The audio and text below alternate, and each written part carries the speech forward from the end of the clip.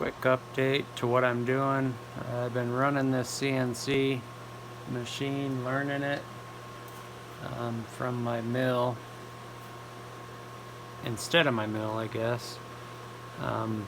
Been making little stencils for a friend.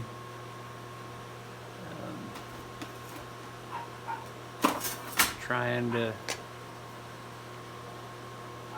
make them, clean them up after they're cut out, but getting some scrap metal.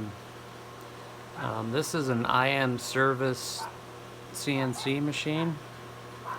Really cool machine, really cool.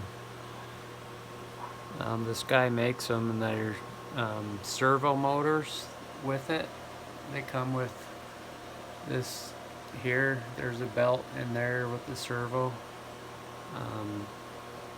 I don't know if them are ball screws or what, but it's got screws here, here, and then here, and it's a fixed gantry. So this doesn't move, the table moves, and it's pretty cool setup. What I might do in the future is get another clamp for around here somehow, or stiffen this a little bit, but pretty dang stiff setup. Anyway, that's what I'm up to.